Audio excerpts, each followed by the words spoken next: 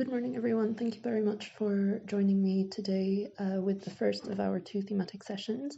My name is Valentine Hambye, and today I'm joined by Tammam Aloudat, who is the Senior Strategic Advisor for MSF's Access Campaign. So today we're going to be together for about 45 minutes, and the way that this session is going to go is that I'm going to start by having a bit of a chat with Tammam, and you can send your questions via the chat. And then afterwards, nearer to the end of the session, we will open the floor for your questions and for your input directly. So Tammam, thank you very much for joining me. Maybe you could start by explaining the title of the session that you, chose for this session, sorry. So it's called Tackling Power Asymmetries. What do you mean when you speak of asymmetries of power? There is a legitimacy to people's grievances about where they see themselves and their position in the humanitarian world.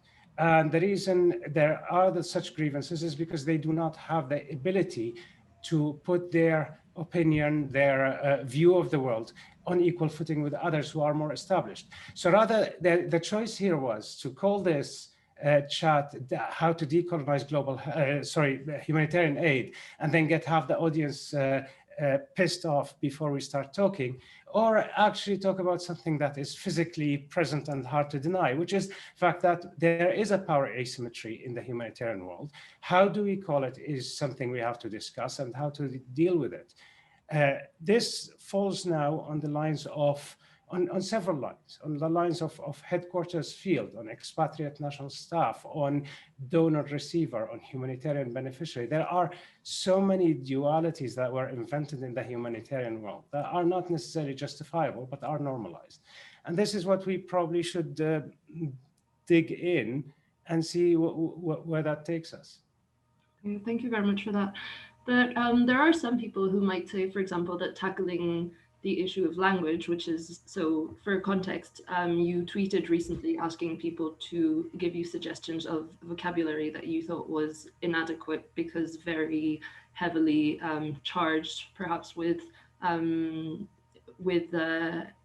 ideas associated to inequity. But so my question for you is, do you think that there's a risk that by tackling the question of language, you're missing the forest for the trees, and that there are maybe bigger issues than language to focus on? What would you, why language specifically? That's a very good question, thank you. And I look, first time I sat in a serious meeting with serious humanitarian people, I was not yet part of the system. I was a volunteer in the Syrian Red Crescent in Damascus, and that was before the Iraq War. And a delegate from the IFRC came to help the Red Crescent in Syria do contingency planning. So I sat through 2 days, because I represented part of the volunteers, through what I was told is contingency planning. And I spoke reasonable English, and I vaguely understood what we're trying to do, but I didn't understand what that word meant. And it took me another 10 years to actually pick a dictionary and try to figure out what that specific word means. I agree with you. We do sometimes get hung on specific words and their meaning. Doesn't mean that we shouldn't. In outside the humanitarian world, in the real world, there are words that were appropriate before that aren't appropriate now, and there are words that are extensively used now that will become redundant in the future. I'll just take you to the example that is still actively going now. The director, the newly instated director of SOAS in London, the School of Oriental and African Studies, which is the name of which is dodgy at best, has in a meeting with the student representatives used the N-word to repeat something, so there was a complaint about the professor using the N-word in a lecture, and then the director used it. So then when people got pissed in the meeting, he said, well, I was just repeating it. I wasn't using it as slur. And he was told, and this is a guy, so this is not, the nuance here is this is a guy who's a Muslim South African of South Asian heritage, and isn't your, stereotypical guy who would be accused of racism. But nevertheless, there are calls for him to resign now. He's been in the job for 3 months. What he said is, where I come from, we use this word and it's not a problem. And this summarizes a lot of the issue. He wants to use his background to impose a certain language on his students who do not know his background. He assumes that what he sees as a difference between a demeaning use of a word and a descriptive use of the word is sensible enough for people to accept. And there's a complete disconnect. Now, take it to the humanitarian world. I have written my fair share of stuff that I cringe at now. And I think we're changing. You know, in the few hundred responses to that tweet, a lot of people came and said, look, here are documents that are showing how we are changing our usage of words that are the worst explanations of, you know, the worst usages.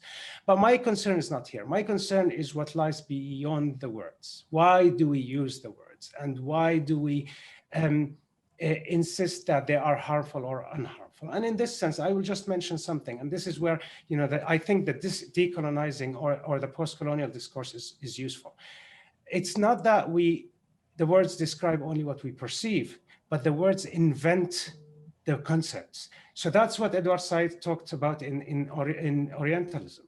We don't only describe people as Oriental, backward, and so on. We force them to become Oriental and backward. So when we call someone a beneficiary, it's not that we perceive them as nothing but the benefit they gain from us.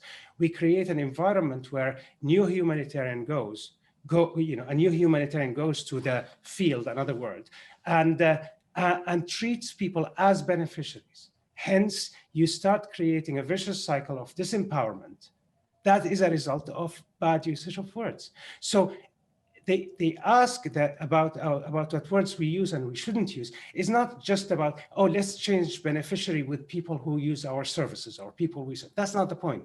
The point is digging out and figuring where the power lies and how do we perpetuate unequal power that makes it very difficult for people we work with to have a voice. Mm-hmm.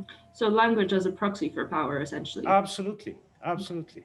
And so this power, the way that it manifests, and the fact that it's, from what you're saying, essentially built into the system. So even if individuals themselves aren't necessarily, I don't know how to phrase this, aren't necessarily attempting to use that power to dominate over other people, the structure that they work in de facto instigates that relationship that's unbalanced. So how do you move past this towards something that is more balanced, essentially? So I think there are two elements here that are fairly important to address. And they are known generally, but are not yet, in my observation at least, familiar in our own circles. And you know, the humanitarian world is wide and varied. I come from a background in the Red Cross and then 10 years in MSF, and MSF is not the most outward-looking organization in the world. We like to recycle our own discourse. So what we're talking about now is not unknown. So structural racism, for example, it is perfectly known that when you talk about structural racism, you're not accusing every white person of being racist. You're not absolving every person of color from instigating racist acts. You're saying we all are the products of a system that is based on discrimination. And we all have to understand that and act upon it. Now, the reaction that happens usually is, are you calling me a racist? And that is the most unproductive thing you could do, is either fall into that trap or end up with a discussion on, no, I'm not calling you a racist, I know you're a good guy, and so on and so on. But that applies to the power discussion. Everybody I know in the humanitarian system didn't come to it, at least not in the beginning, for the money and power and prestige. They came to do something good. Now, the fact that we all are part of a system that is based on historical and current discrimination is really hard to dispute. The question is, what do we do with it? is there a way for us to have this conversation without it being reduced to logistics, as in, oh, let's just move offices out of Europe and then keep everything else, the same, keep the hierarchies, keep the power structures, but let's just put that office in Nairobi. And somehow it's invariably Nairobi or Amman or Johannesburg or Mexico City. Other cities don't qualify. It is about examining what makes it unequal, what instigates that power. And a lot of it is intrinsic. We have been spoon-fed a narrative for, the best part of 100 years, where we are good and can do no wrong. Mm-hmm. And that is not the case. That's simply not the case. Okay. And so if this narrative is built into the system itself, one would assume that it also translates to the principles that underpin the system. So I'm curious what your thoughts are on that. I know that you recently did a podcast with Hambye Ali from the New Humanitarian and with Jeremy Condendijk, and I was in which you mentioned having an issue in particular with the principle of humanity. So I was curious if you could go into that a bit more, because I think that might be a bit of an interesting take and one that might shake things up a little. So if you could go into more detail on that. So now you're going to watch as someone causes a self-inflicted injury in the next 2 minutes. We have had discussions about the principles, right? So for some reason, for good reasons largely, actually, the 4 principles as part of a larger set that were invented by the Red Cross after the fact, they were written down in 1965, became the principles for a whole range of of the humanitarian world, which is vaguely described as the do notice, the non-American part. So that covers everything from ICRC to MSF to multiple organizations, and they range. Now, we have debated whether neutrality is a good principle or not, and it's a reasonable debate because neutrality was invented where most conflicts were interstate, and now we have situations where neutrality isn't feasible and isn't desirable. And anyway, we have dropped it in actual practice, because if you want to be strictly neutral, you should have gone and talked to Baghdadi as much as you talked to Assad in Syria. But there aren't delegations and offices of most international organizations in Mosul under ISIS, because we are apolitical, supposedly, and have no judgment on the legitimacy of powers in place. Now, of course, it wasn't risk-free to go and talk to ISIS, but in principle, no one proposed a serious conversation. Neither are we doing with al-Shabaab, except when we negotiate with them to do something for us, or with Boko Haram, or with so on and so on. So neutrality is largely dropped, but we still are hanging on the other 3, which is humanity, independence, and impartiality. I personally love impartiality because if we can't stick to that, that's a good thing. My issue is with humanity. Mm-hmm. And my issue is with how deceivingly simple it is. Humanity, we're all humans, hence there's nothing unusual about this. However, the fundamental text in explaining the principles is a 1979 commentary by Jean Pictet, who's a Genevois ICRC thinker who comes from one of the biggest bourgeois families in this canton. And he described humanity in terms that apply to the humanitarian, not to the receiver. Actually, in the first couple of pages of his description of humanity, he hardly even mentions people who will receive the humanitarian act. He talks about the prerogative of providing humanitarian aid, and he talks about the ways we should think about humanitarianism and about ourselves as humanitarians, but he doesn't really mention that people have a right or a claim on being aided. And hence we end up today with a duality of humanitarian and beneficiary. We end up defining ourselves with our best attribute, our humanity, and defining the people we serve with their worst attribute at the time, which is their need for assistance, the fact that they benefit from us. And that is telling, right? So I'm not saying we should tomorrow, go and find every document and, wipe away. But I'm saying, as we are changing to the better with time, we might as well not wait for that to happen organically and in absolute slow motion, and nudge it a little bit towards a re-examining of what do we say, why do we say it, where the power lies, and who has a voice in this whole conversation. So there's a question in the chat actually that I think is relevant at this particular moment, which is how different organizations are creating spaces and resources for open discussions on racism and creating a supportive culture to have these very emotive and challenging discussions. So in your experience, what has been, what has MSF done on that front, because that's the context that you're familiar with, I suppose, but feel free to respond on a larger scale if you have any insight. Obviously, I know more about the conversation in MSF. I know a lot about the conversation in the IFRC because I still have roots there, but also from others who I talk to on regular basis. And I'm not going to attribute actions to organizations because, I still need a job.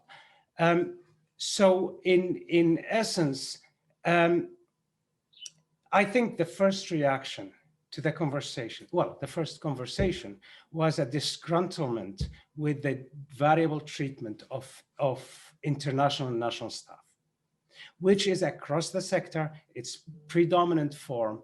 And it's not only about salaries, it's not only about how do people are regarded in terms of their authority, but it's also about people's fundamental belief in the humanitarian endeavor and about their qualities as persons. So it's not only, but you don't need as much money, hence we won't pay you as much. It's you don't qualify as a full humanitarian. And that translates in every little action. So you go, most organizations, it's changing now, but most organizations will insist on their political positions in country being expatriates. Mm-hmm. And that is because people need to be detached. Of course, once you have humanitarian crisis encroaching on Europe, no one suggests, and I said that in the podcast, no one suggests to bring an external person to be the head of our mission in France, because let's bring a Lebanese or a Yemeni or a Congolese to be the head of mission in France, because they're detached from the French politics and can see it more objectively. That didn't happen. Neither has it happened in Greece, neither has it happened in Germany or Austria or anywhere else. So there is a fundamental, variable judgment.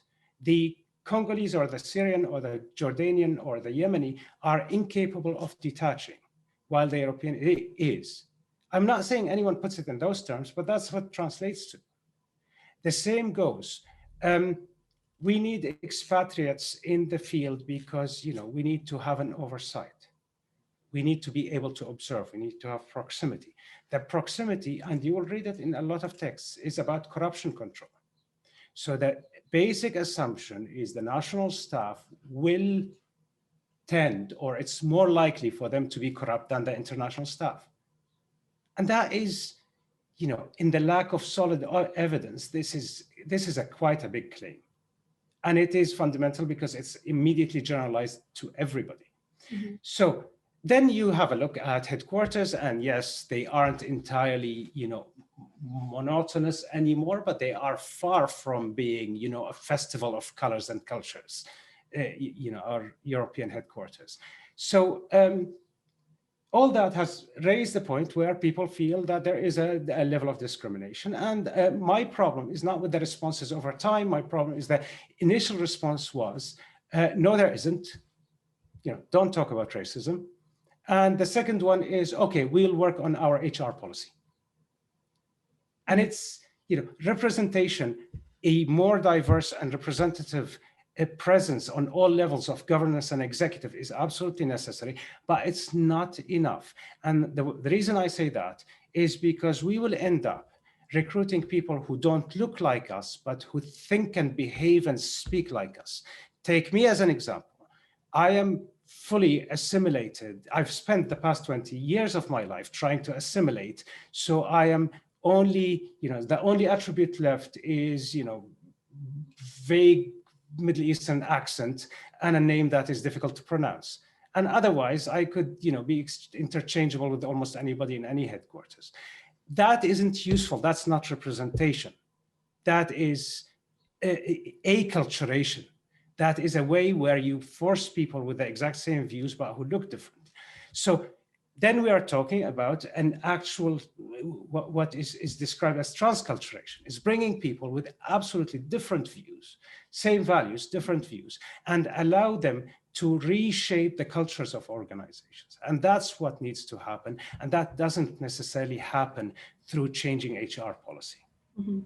So we have a couple more questions in the chat, so just give me a second to see them. So maybe I'll start with Fernando's question and then go to Mark's question, because it allows for a better flow of the discussion. So the question is it possible for humanitarians to address, or at least have an honest discussion about power imbalances, while denial of politics continues to be a feature of our humanitarian work? I'll assume I understand what you say, Fernando, when you say denial of politics. Again, part of the mythos of humanitarianism is we are apolitical, disinterested in politics, and so on, which in itself is a political position. When we can sustain it, we don't necessarily sustain it all the time. And even the most stringent neutrals among us, the ICRC, do take political positions from time to time because it infringes on their ability to make a humanitarian position. I personally don't think an apolitical position of humanitarian actors is desirable or sustainable. I'm not talking about becoming partisans of different parties or politics, but I'm talking about the need for, and here comes the dangerous word, ideology. Beyond the vague and sometimes vacuous, we are good, hence we help people. That doesn't really take us too far. There needs to be an ideology, and the ideology takes us into the realm of rights. We're not doing this just because we're good people. We're doing this because we believe people are entitled to being assisted when they are in a crisis. How is that different? I think I borrow here from pedagogy, from the education. Paulo Freire talks about a very important concept in education. Classical education objectifies, makes the learner an object of action by the teacher. So you write your information, you transfer action. An appropriate pedagogy makes a subject with sovereignty and opinion that helps shape the education they receive. If we can think about a political ideological position whereby we are capable of receiving as much as giving from people, shaping the humanitarian act by the feedback of the people who receive it, who are in need of it at the time. And by the people, I don't mean the local organizations, I don't mean the local authorities, I don't mean the ministries of health only, I mean the actual people. Then that might take us somewhere. Some people, much better positioned and informed than I am, are talking about indigenizing, are talking about humanitarianism that doesn't have a headquarters or a shape. And that is formed by the humanitarian actors and communities they work with completely differently depending on the place. To go to Mark's interesting point, he's saying that about humanity, can we not aim to change the way that the principle is interpreted without throwing out the principle? Absolutely. Look, I don't think it's feasible or necessary or in any way to throw away the principles. Founding myths are useful. And they are different. What we see today as the interpretation of our duty or mandate or prerogative, call it what you want, is definitely different from those who created MSF 50 years ago, and since now it's our 50th anniversary. And that's important because things change. Words change their meaning over time, and I don't think we should throw them. But my grudge is with the just sit and wait, and we let things evolve to the better as they may, and they do evolve to the better. but that's not, that's almost against our own humanitarian impulse. We say that, yes, we know that everybody's trajectory, that people we help, communities we help, will develop, will improve over time. But our concern as humanitarians is with doing what needs to be done now. So I'm using the same humanitarian instinct to say, if we think there's something wrong with our power structures, then we should collectively do what needs to be done now, rather than wait for things to get better over time and very slowly. Mm-hmm. Well, that's actually a great seed to Andrew's question in the chat, which is we haven't spoken about money, and where the money for humanitarian aid comes from reinforces some of these systemic issues. So what can donors do while continuing to contribute? And maybe more broadly, what would you say are some of the incentives generally that would allow things to move forward in a way that benefits the people who humanitarians aim to serve? Yeah. Obviously, this is an argument that is still in its infancy, and trying to solve it as if it is concluded, in my mind or anyone's mind, is delusional. So I do not have a recipe to how do we, socialize donors, whether private donors or government donors, towards a model that is less hierarchical and Western based. I have no idea. What I know is, at least in MSF's case, we have 6.5 million donors who are private citizens. And I don't think that they are very hung on our, governance being based in Europe or in the West. I don't think they really necessarily care that much. That when we receive letters from donors, and in MSF we have a tradition of hanging letters from donors on the walls in our office. So we read what actually people who gave us any amount of money say when they send us that money. And it's impressive because they talk about specific stories, about specific people, about things that resonated with them. And all of them invariably are things from our projects.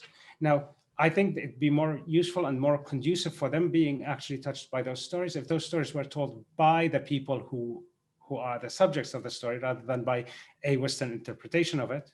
And they would be probably happier if they knew that we are putting more authority with the medics, the doctors and the nurses and logisticians who are running the show on the ground, which is, if you look at all our representation, we don't have reports with covers with people sitting on desks in Geneva or Amsterdam or Barcelona.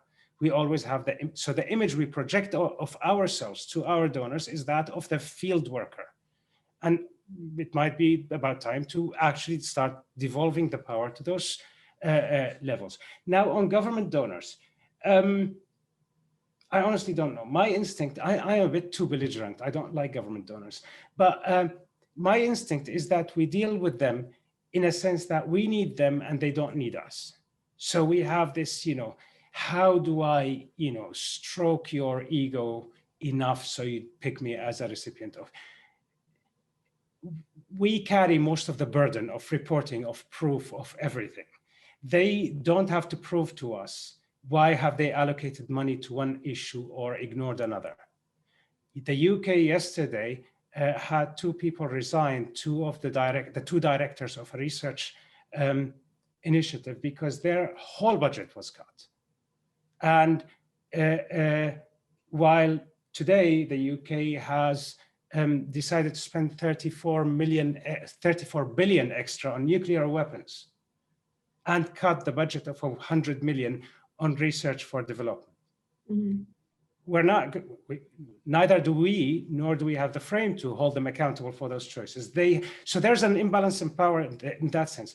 But maybe we should start also acting as if they need us, because donors aren't doing this just for the goodness of their hearts. There is a power play, and we probably could be more active in it. Would we risk, losing some of the money? But probably.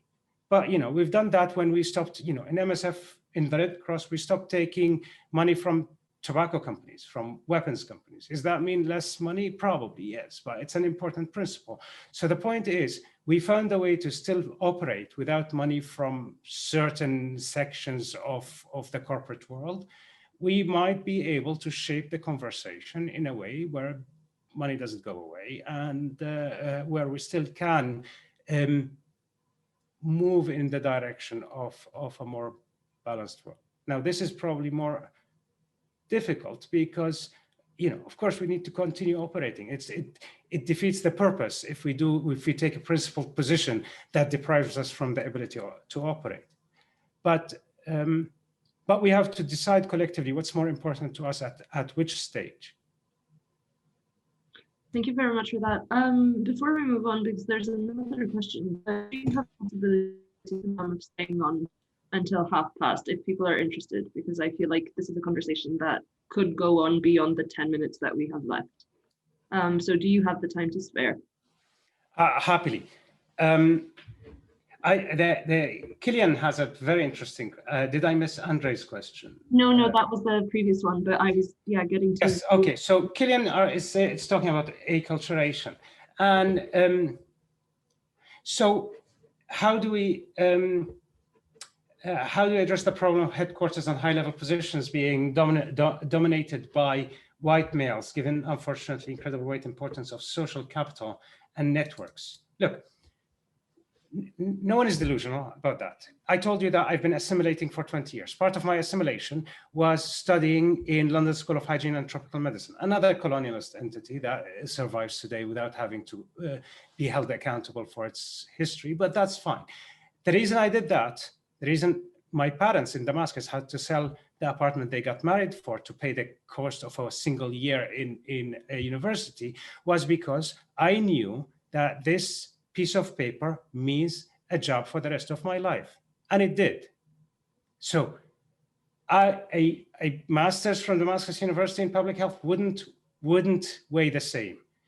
Half of us wouldn't hire someone with that master's.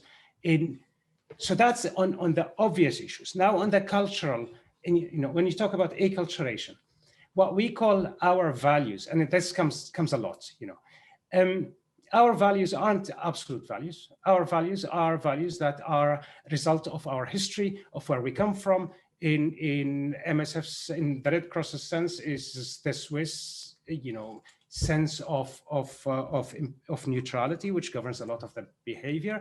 And until not long ago, to be a delegate, you needed to be Swiss in the Red Cross. That changed now, absolutely. But this is where we come from. In MSF, we come from, Eleanor Davey wrote a beautiful book about the history of MSF, the political background on which MSF emerged. So those values aren't absolute. They need to change. And they aren't changing because we're holding them hostage. So what do I mean by that? So today I decided to wear like a suit jacket because, this is an important event. And when I go for a job interview, I do that. I even wear a tie sometimes if I'm not interviewing with MSF. That's a no-no in MSF. But why do I do that? Because I need to project an image that is unthreatening. We want that to happen. That's aculturation. That is forcing people to put away what characterizes them and dress and behave and act like us, so we are less threatened by them. So I interview for a job and I am recruited wearing a suit jacket. If I came and spoke and acted the way my grandfather did, with the exact same capacity, the exact same degrees, but I came in a galabia and a kufia and like my peasant grandfather did, I wouldn't be hired. Let's not kid ourselves. I wouldn't be hired. Because that's way too different. That's a bit scary. If I came in a shirt that has a pattern that is African, I'd consider, that's a culturally sensitive guy. He's not afraid to, verge on the edge of dangerous fashion. But transculturation is actually inviting and accepting different views and different behaviors, and accepting that we won't retain our culture. What will end up happening is a completely different construct in time. And the example, this was coined by a Cuban anthropologist called Fernando Hernandez, if I'm not mistaken.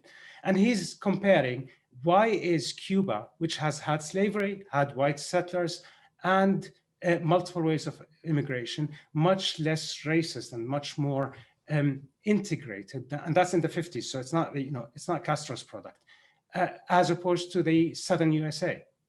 And his idea was what the dominant settler culture in the southern USA demanded is everybody who migrates give up their culture at the door and assume the Western, the American culture.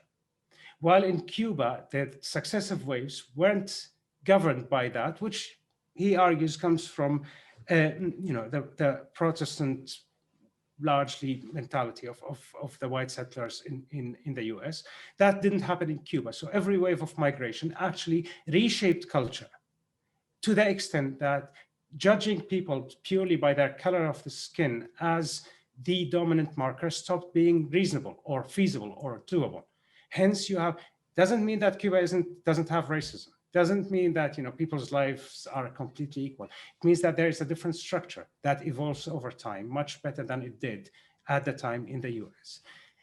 And that's happened organically in Cuba. And a lot of people in the humanities argue that you can actually push transculturation forward. And that is interesting. Why not? Why do we keep demanding people to adhere to what is effectively a positive, but still an ethos of a Western European, North American, secular, vaguely leftist also, although not really leftist, sort of frame of thinking that forces them to disown their own. Maybe the outcome of the merge would be more interesting and more future-proof, to use an NGO jargony expression. And so to go back to the question that came up previously, how, what kind of resources and what kind of spaces would be necessary within international organizations for transculturation to be an option or to happen? So, sorry, can you repeat the question? What are the kind of spaces and or resources that international organizations would need for transculturation to happen within them?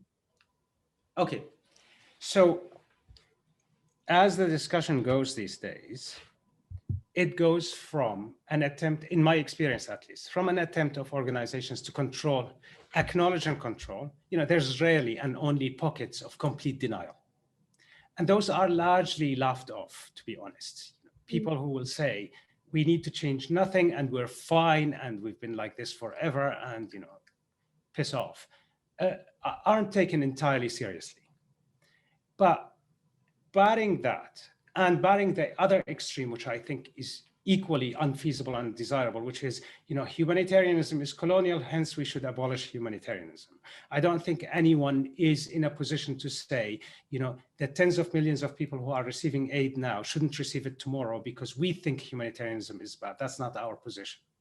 So barring the two extremes, the spaces that are being created are acknowledging that there are structural problems and trying to address them with the procedural normative framework, change HR policies, move positions outside Europe, which are all good, but probably not enough, all the way to illicit and more rebellious spaces that are entirely outside the organizational frameworks, and people are organizing outside organizational vision or framework. I find it interesting that now, there's a resurgence of Fanon in the discussions. And Fanon had several hats and several faces. One of them is about the damage of colonialism on the colonial subject and the colonizer equally, the psychological damage. But in the later part of his life, in his famous book, The Wretched of the Earth, he had become militant and he had decided that, peaceful means do not work against colonialism. And this is appealing to some people. So there was an opinion in the Lancet recently, and it quotes Fanon, Lioba Hirsch, a researcher in London School of Hygiene and Tropical Medicine, and she asks a question. Is it reasonable to finish in meeting rooms, in committees, what has started as a struggle? What started, the decolonizing struggle started as a struggle on the ground. Is it reasonable to design it by committee? I don't think Lioba is calling for armed insurrection in humanitarian organizations, but at least she's saying that we cannot reasonably expect that the way forward will be gracefully granted by the same structures that are the problem today, and without accountability and without alternative means of doing it. So how do organizations give up control on issues that are, as far as they can see it, threatening to their current existence, is difficult to say. What we're falling into, in my view, is yes, we need democracy, but not everybody is ready for democracy. And this, hits a nasty nerve with me specifically, because not to draw parallels, but as a Syrian in the early days of the Syrian revolution, that was the argument of the government. We'd love to be a democratic government, but the people here are not ready for democracy. Unwittingly, a lot of when we talk about actual representation and actual equal voices in the humanitarian space, there's an argument of, but there isn't, the infrastructure for such thing, or, well, maybe we should create it. And maybe we should actively cede part of the power. In MSF, for example, we already have the infrastructure, which is the association. MSF, at least in principle, the executive reports to the associative. And this is an absolutely functional way of doing it. The problem now is that the associative is largely European, because we have 20 European sections and one East Africa section and no Middle East section. So maybe those are things that need to be augmented. Again, I'm not calling for a bloody revolution. My 25 years old self would have done that. Now I know better. What I'm asking for is accepting that we are at a key moment in the evolution of humanitarianism. This is because of the political sentiments of people, because of the narrative that is becoming more normalized. The Black Lives Matter and the decolonized movement have cast a light or a shadow, depending on where you stand on our world, but also because we are coming towards a sort of, we're going honestly towards a slow motion car crash now as a humanitarian sector. We know that within the next 20 to 30 years, there is a well-mapped, well-anticipated, almost inevitable, massive consequences of the climate crisis that are beyond the available model of humanitarianism. When you have rising sea level, failed crops, mass population displacement, changing disease endemicity, and increased conflict, and weather events, and so on, planting a hospital somewhere isn't going to work. So our classical model of humanitarianism is probably not yet ready to tackle those times. Luckily, the reversing climate change is probably at the verge of being too late, but responding to the humanitarian consequences still has some way to go. We probably shouldn't reach that stage when we are still thinking exactly as we are. Let's go deploy a few expats with a hospital to treat a few people here, just because we decided that here is the right place. We have a time to use this sort of liminal moment to evolve into a new humanitarianism. I would say, if we're wise, we'd actually take it on ourselves to change ourselves at all levels, rather than wait to have to react to the forces that become inevitable. And by liminal, since Stephanie is writing it actually, liminality is the moment of transformation, is the coming of age. And in rituals, liminality is the rites of passage. So where you stop being a child and you're not yet an adult, there's a ritual there. And that ritual leaves the person, the soul, in a place where they aren't anything. And I believe that we have been pushed out of our humanitarian youth into what will be a massive change in the future, both politically. Look, the fact that we are facing increased populism in what was the bastion of democracy, the bastions of democracy, the fact that we are going to confront our climate change, the fact that we cannot keep going, just as the white saviors and the European humanitarians all say that that's unsustainable anymore, and we haven't yet become what we need to become. A lot of organizations, including MSF, are arguing and debating internally what is the MSF we want to be in the future, and that's great. We probably should expand the argument beyond the people who have access to it now, and drop the limits on what can change. Go wild.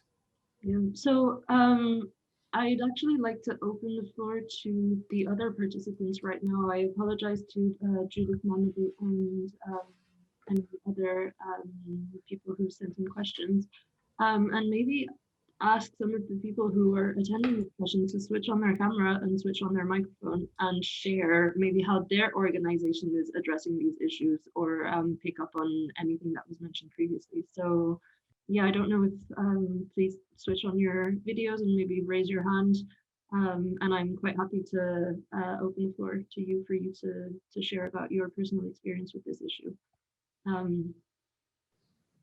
So Mamadou, please go ahead.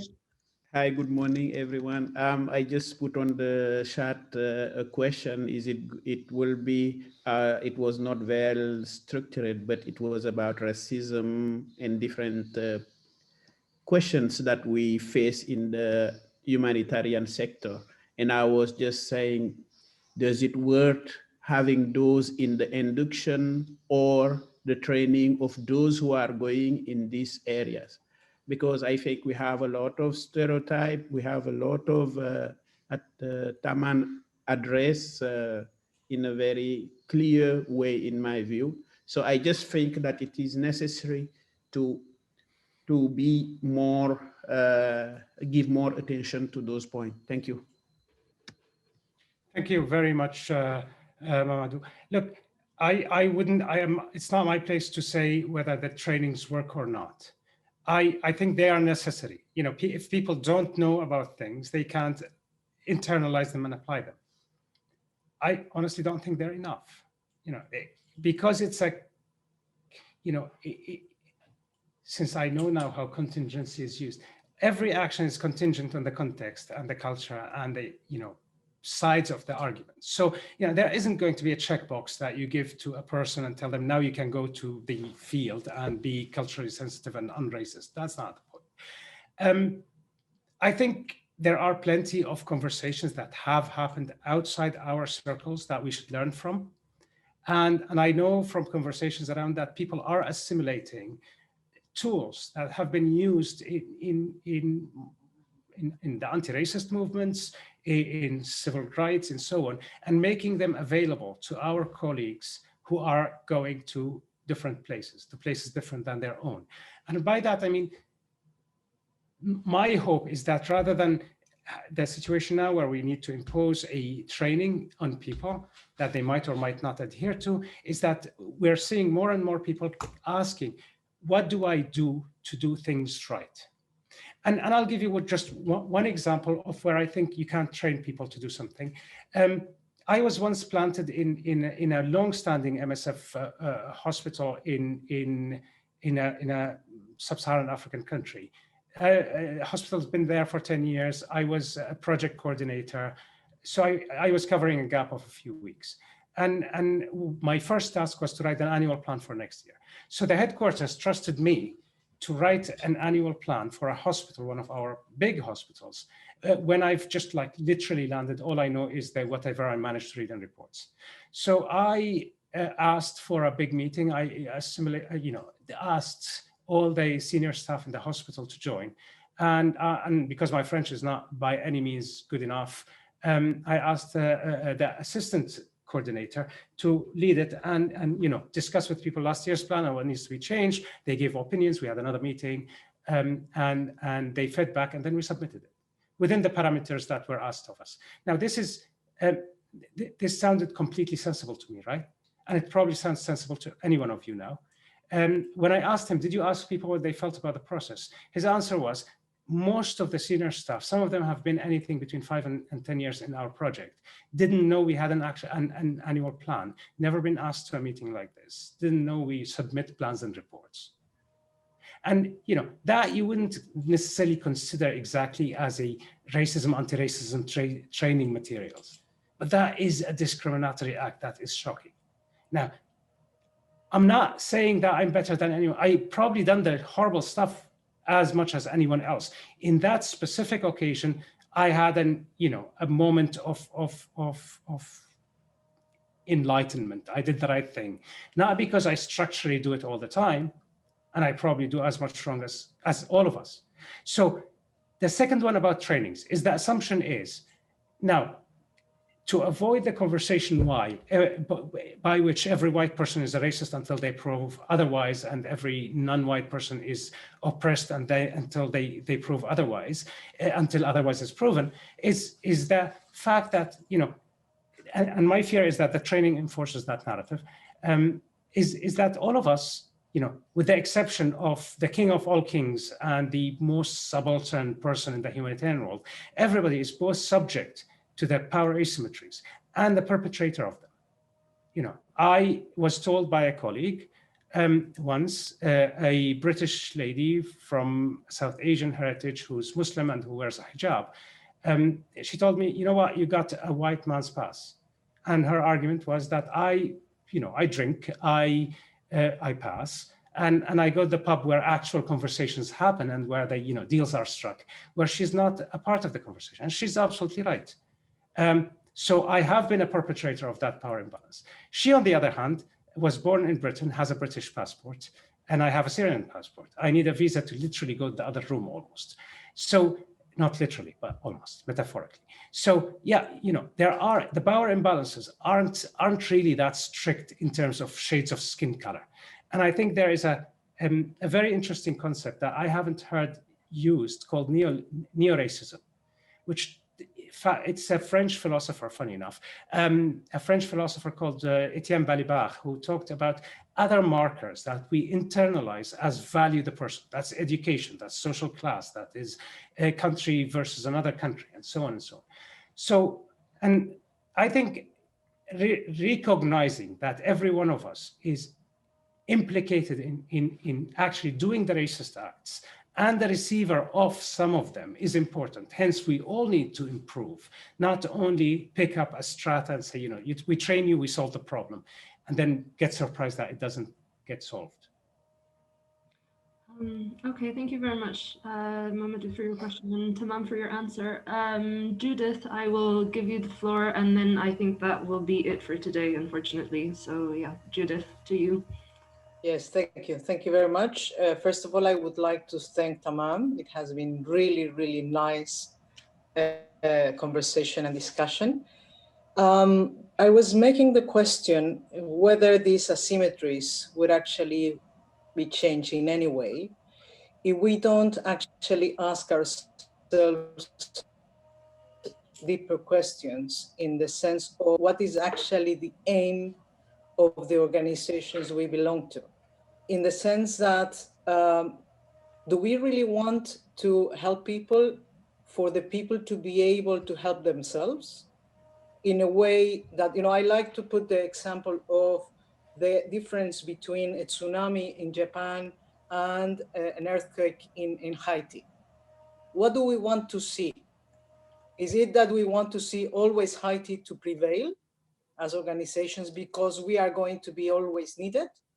Or do we want to work in a direction that hopefully someday countries will be able to respond to their emergencies in such a way that we can just give a solidary hand? I have the impression, and I have worked for MSF and ICRC and other organizations, and I have the impression that basically we don't ask this question. Once in a forum, I asked to one organization that I'm not going to name now, what was their exit plan, you know, to disappear. And I was looked at, what is this crazy person saying? So my reflection was a little bit on that, because you know, talking about our racism and asymmetries is something that is not new. And I wonder if there is anything that we could actually profit of this specific time to profit and actually work to change. Thank you. Thank you, Judith. I was looking at the clock and hoping that no one asks us a really difficult question, but here we are. Okay, so I honestly cannot tell you the answer in any coherent way, but I'll tell you a couple of impressions I have of that. I don't think, you know, you mentioned we have our us narrative is, you know, what is our job, our function, our so on. The counter narrative now is, as you mentioned, is when do countries do their job and can actually aid their own people, and we are only a backup rather than the main force. And that's a legitimate argument. You invariably touch on the, you know, humanitarian development nexus. This is one of the words I despise with all my heart, the nexus word. Because it's another word that no one is meant to understand, right?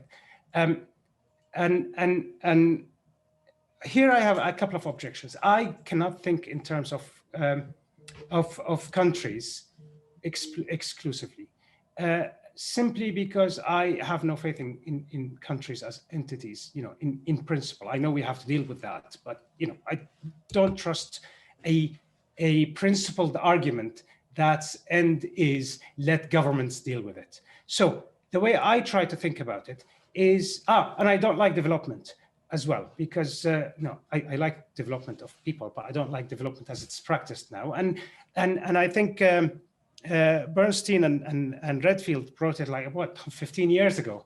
And they did make a distinction that I think still is irreconcilable. In humanitarianism, it's a biological function that aims to save lives. And it's urgent and it's, you know, temporally current. In development, it's an economic function. It's about people not falling into poverty, and it's in the future. So development accepts losses in the present for gains in the future. And that's incompatible in principle with someone who wants to save lives now at a cost that is not always reasonable. That's like, you know, it's like asking the church to accept an you know, or the mosque or to accept a priest that is you know, agnostic. It's unreasonable. If you believe that sacrifices now for future wealth is okay, then you shouldn't be doing humanitarian work, because humanitarian work fundamentally is about saving lives now. Now, I fully understand there are all kinds of variations on that rhetoric, but that's, I don't find it helpful to think.